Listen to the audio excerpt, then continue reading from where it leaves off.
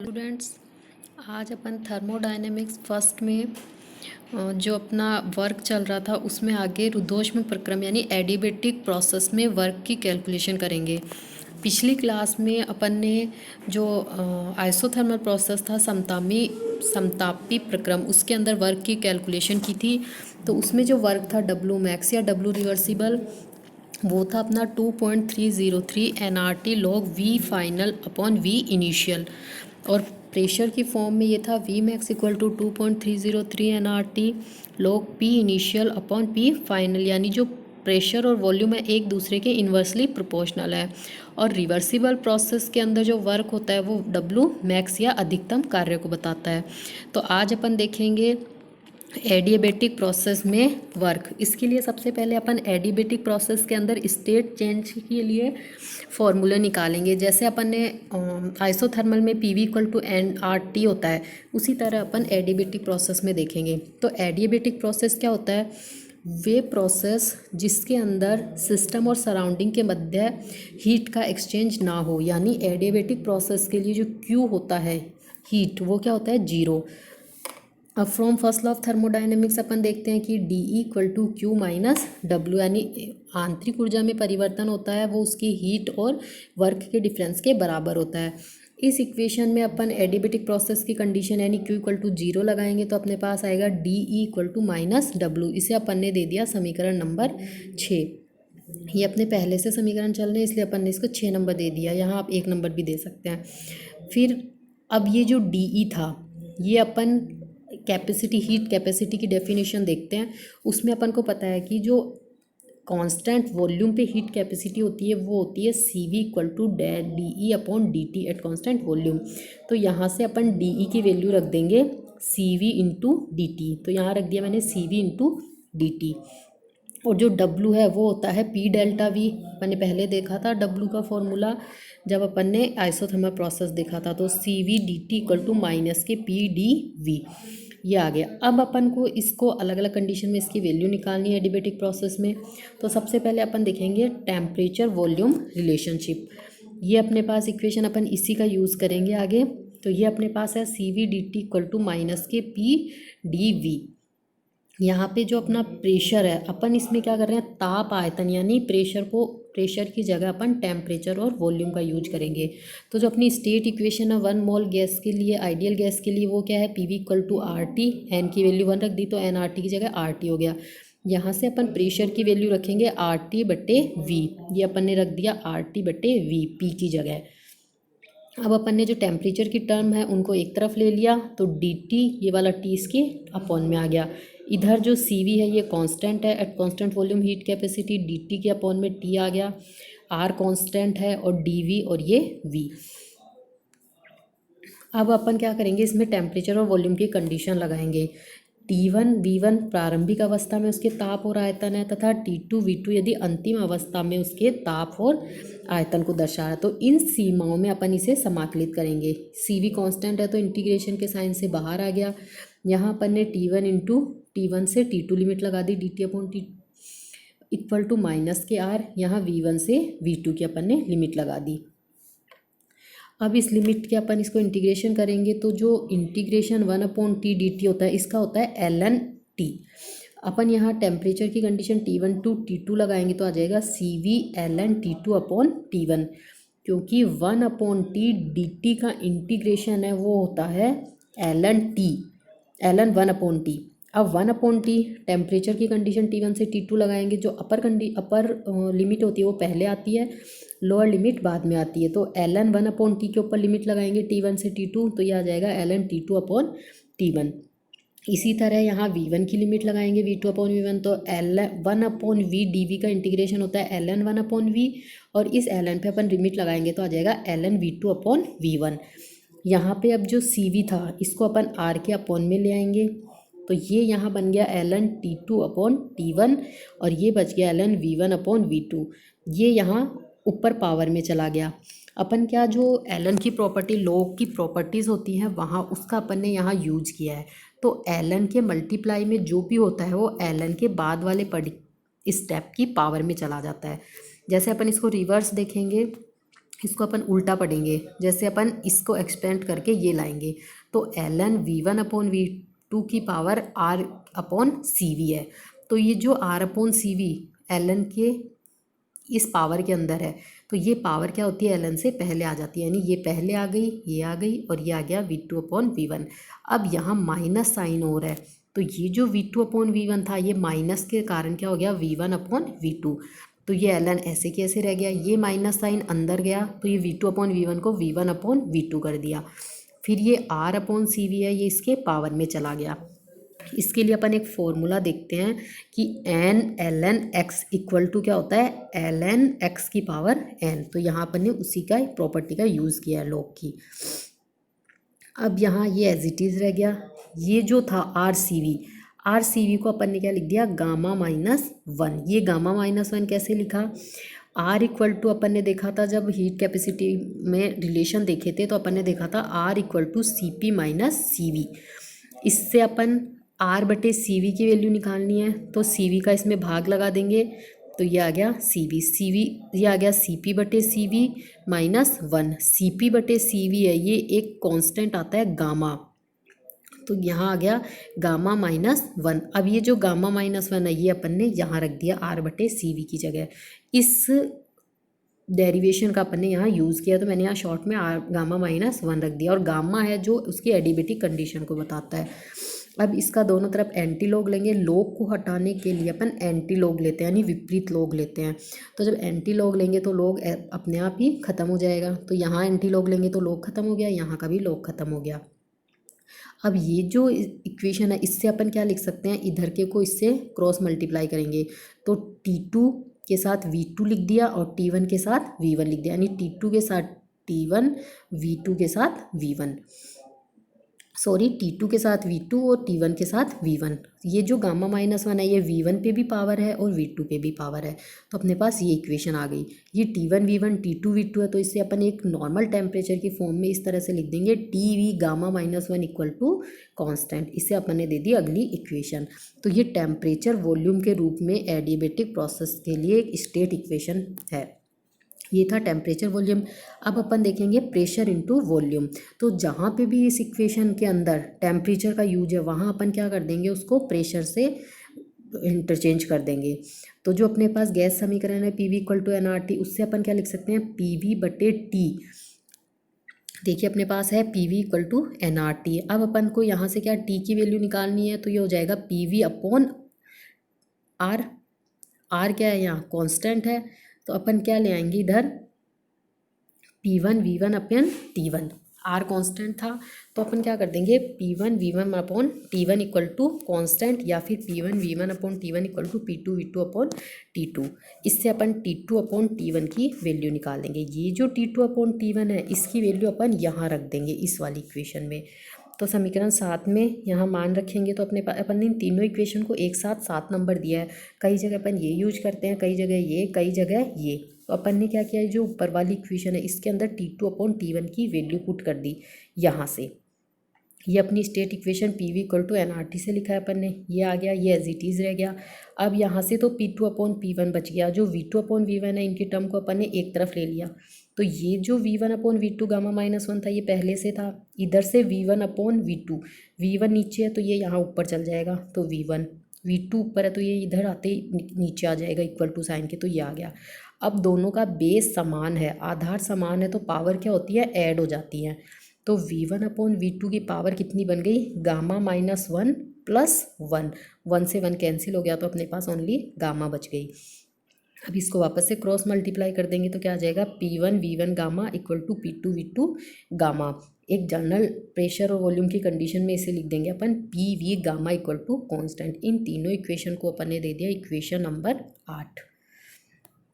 ये था अपने पास वॉल्यूम और प्रेशर के रूप में। अब है अपने पास टेम्परेचर और प्रेशर के रूप में रिलेशन।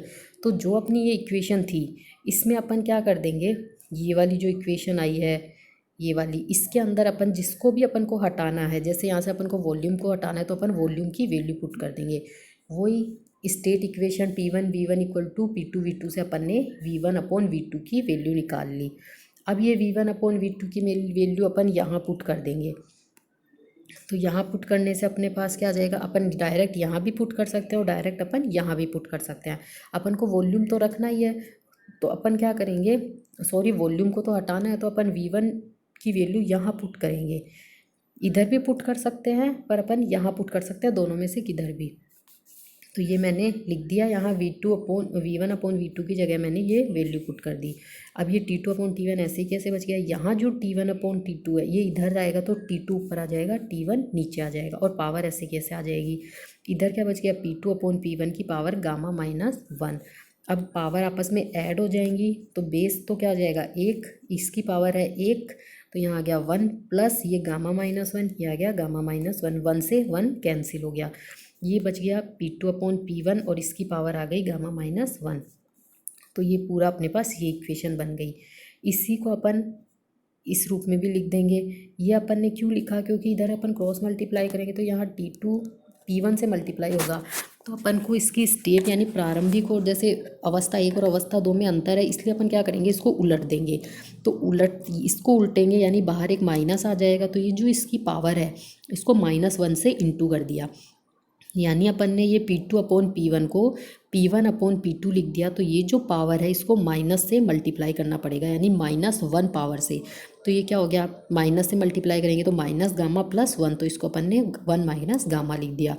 अब इसका क्रॉस मल्टीप्लाई करेंगे तो T1/P1 आ गया, इधर T2/P2 आ गया और दोनों पे पावर आ गई। इसको अपन जनरल टेम्परेचर प्रेशर के फॉर्म में इस रूप से लिख देंगे। ये आ गई टेम्परेचर और प्रेशर के रूप में रिलेशन। तो ये तीनों रिलेशन अपन को एडियाबेटिक प्रोसेस के अंदर उनकी स्टेट को बताते हैं। अब इसके लिए अपन एक नोट टाइप में जो इम्पोर्टेंट है, जो W वर्क साइक्लिक वर्क होता है, तो साइक्लिक प्रोसेस में क्या होता है, एक्सपेंशन भी होता है और कंप्रेशन भी होता है। तो एक W साइक्लिक है यानी एक चक्रीय प्रक्रम में किया गया कार्य है, वो W प्रसार प्लस W संपीड़न के बराबर होता है।